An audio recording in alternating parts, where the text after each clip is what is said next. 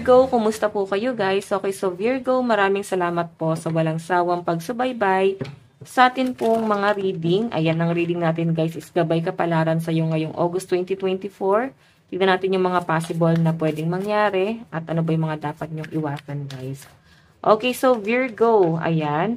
Sa mga interesado po sa ating private reading, cord cutting, wishing candle, ayan guys, pwede nyo ako guys i-message sa ating pong Facebook, Jade Tarot, or iiwan ko na lang guys yung link ng aking Facebook sa ating pong description box below. Okay. Taurus, ayan, maganda pa rin na alam nyo ang inyong Sun, Moon, Rising, and Venus sign para sa iba pang guidance or baka mas mag-guide ka sa ibang pang sign. Okay? Tignan natin yung overall energy sa inyo, Virgo, ngayong August 2024. Meron po tayong, ayan, mas lumalakas ang pakiramdam ng mga Virgo. Okay? Pero parang nananahimik lang yung mga Virgo. Meron kang nararamdaman pero mananahimik ka rito. Meron tayong The Chariot. Meron tayong Six of Cups. So, yung iba sa inyo guys, ito ha, mapagdududahan mo yung mga intention din sa inyo ng mga tao sa paligid mo. Mas magiging malakas ang pakiramdam ng mga Virgo sa malinaw na pinapakita sa akin dito. And siguro, pagdududahan mo rin yung intention sa inyo ng ibang tao na lumalapit sa inyo. Mapagdududahan nyo kung bakit sila guys nagiging mabait. Pero guys, ito ha, maaaring meron ka rin guys iniiwasan. Ayaw nyo guys na basta-basta mahulog ulit tapos magkakaroon na naman guys ng gulo. Something like that. So, sa pinapakita sa akin Virgo, parang ano to,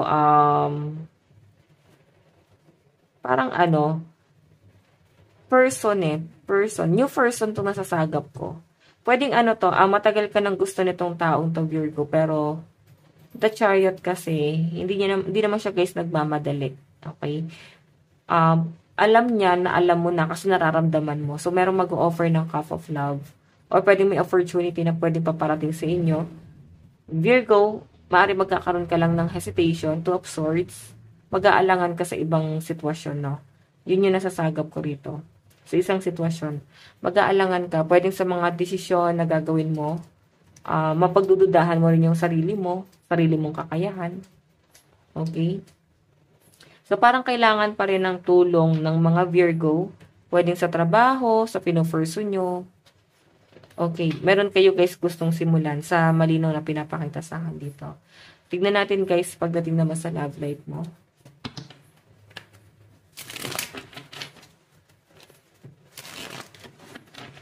Virgo, pagdating po sa love life.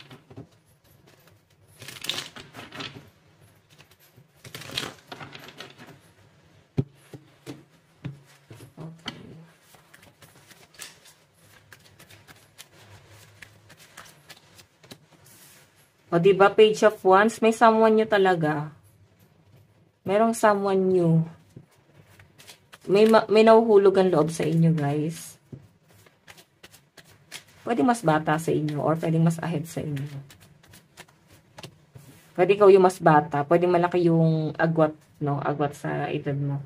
So, Five of Pentacles. Ang problema lang kasi, guys, pwedeng duda ka eh. Siguro dito iba sa inyo, guarded ka, no? Mapagdududahan mo yung intention nitong taong to sa inyo. Pwedeng mapapatanong ka kung tatanggapin niya ba kung ano yung sitwasyon mo ngayon. Mamahalin ka ba niya sa sitwasyon na meron ka ngayon. Ganun po yung pinapakita sa akin. Meron tayong the devil. Ayan o. Alam nyo guys, maaring dinadown mo yung sarili mo. Okay? Dinadown mo yung sarili mo sa intensyon na pwedeng ipakita sa inyo nitong person na to. So, yun yung pangit guys kasi may pagdududa ka eh sa sarili mo. Okay, pagdududahan mo yung sa sarili mong kakayahan, kaya parang baka guys, ikaw na mismo yung magtaboy dito sa new person na to. Kasi parang ang nakikita sa akin guys, may chance eh, parang gusto mo rin naman tong taong to. Ang problema, kailangan mo munang i-work out yung pentacles mo, no? Parang gusto mo na guys na meron kang i-secure. Ayan, once na guys na ma-secure mo na to, may stability ka na. So, Virgo, saka ka papasok sa relationship. Kasi parang ayaw mo guys na pumasok sa relationship ng hindi ka guys settled. Like, wala ka malang natatayong foundation. Okay? Like, property, bahay. So, alam nyo guys, pure naman yung nararamdaman sa inyo. Kasi guys, page of wands. Okay?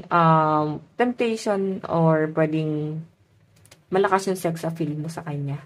Okay? Meron na nga dito siya guys, offer. Okay? Nag-offer siya ng cup of love. Tignan pa natin. Love light mo. Meron tayong turn your tongue 7 times in your mouth before speaking. Meron tayong I deserve abundance. Diba? Mas napopokus ka talaga sa pentacles mo. Okay, iba sa inyo guys, hindi mo pagtutunan ng pansin yung mga nagkakagusto sa inyo or alam mo yon, yung mga taong may planong pumasok sa buhay mo. Hindi sila guys yung focus mo. Sa pinapakita sa akin guys, mas nagpo-focus ka sa trabaho mo. And ito nga sinasabi rito, okay lang naman guys sa pagdudahan mo. Okay? Mas nakikita ko sa inyo guys yung pagiging logical pagiging matalino. So parang mas magiging madiskarte din. Tignan natin ha, mensahe sa inyo na itong new person na to. Na pwedeng makilala nyo ngayong August. Mensahe sa inyo. Meron tayo guys, I miss you but I don't have time right now. LDR. Or parang kabuti, kaya parang nawawalan ka rin ng gana. Kasi napagdududahan mo nga yung intention Gusto ka ba niya? Kasi effort wala. Hindi, parang di mo guys ma-feel. Meron tayong we've been together for lifetime. So, meron naman daw pala siya guys plano. Siguro, hindi niya lang guys maisingit ngayon sa schedule, no? Our love will never is to exist. Okay? So, parang ano, no?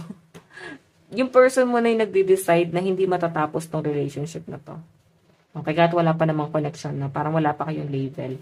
Or baka guys, mas pinili ng person na to na walang label kasi, or ikaw, mas pinili mo yung walang label, kasi mas doon kayo magtatagal. Okay? Tingnan naman natin guys, pagdating sa pera at trabaho. Okay, kaperahan at trabaho.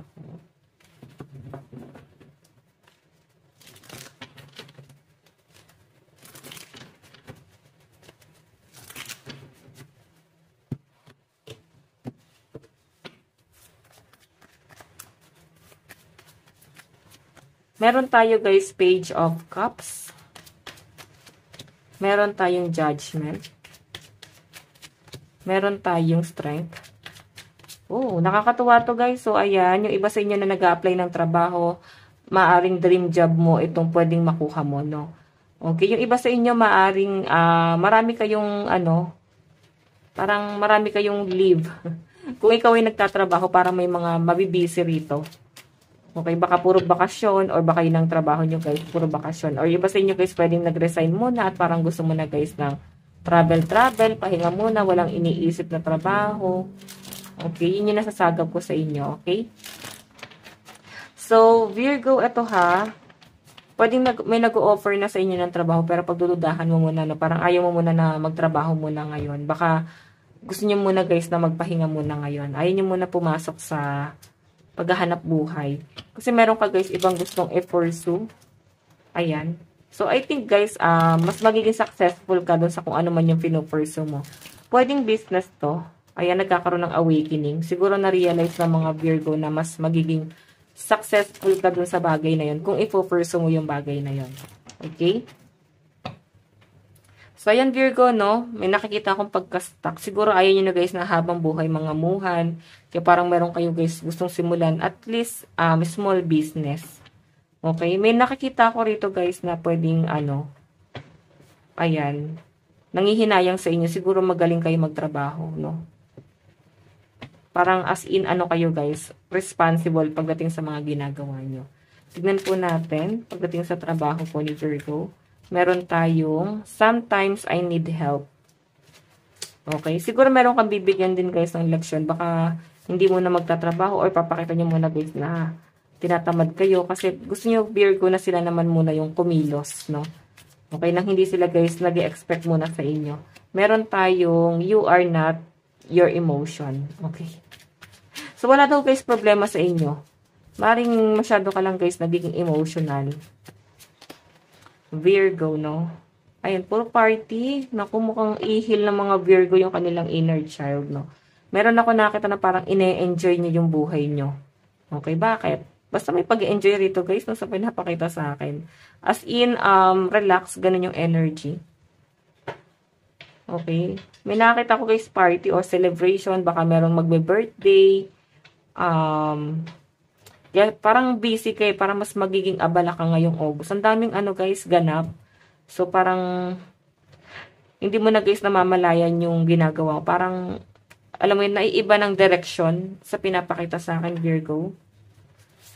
Okay? Okay lang naman guys magsaya, pero be sure lang Virgo na hindi mo napapabayaan yung sarili mo, yung family mo, and syempre yung trabaho mo. Kung naapektuhan na guys, ibig sabihin maling tao yung mga nasasamahan mo. Okay? Tignan po natin ano bang inyong advice. Meron tayong serendipity, meant to be. What's next is no accident. So Virgo, sa pinapakita sa akin dito, parang mas gusto niyo mapag-isa. Okay? Mapag-isa muna, no? And eto, mukhang hindi mo naman din guys magagawa na mapag-isa. Kasi maraming aabala sa inyo. So parang magiging busy ka talaga ngayong August. As in, ang daming ganap. So kahit gusto mo guys mapag-isa, wala ka rin magiging peace of mind. Pero parang mapapasama ka rin naman dito kasi masaya naman silang kasama. Okay? Pero iba sa inyo guys, sinasabi kasi dito ng mga gabay nyo na baka mas okay na mapag-isa ka muna ngayong August. Okay? Kasi baka maling tao yung mga nasasamahan mo, mga maling barkada. Okay, so Virgo, lucky number mo is 36 and 14. Ito lang po ang inyong reading. Bukas po ulit. God bless and love you all. Bye-bye!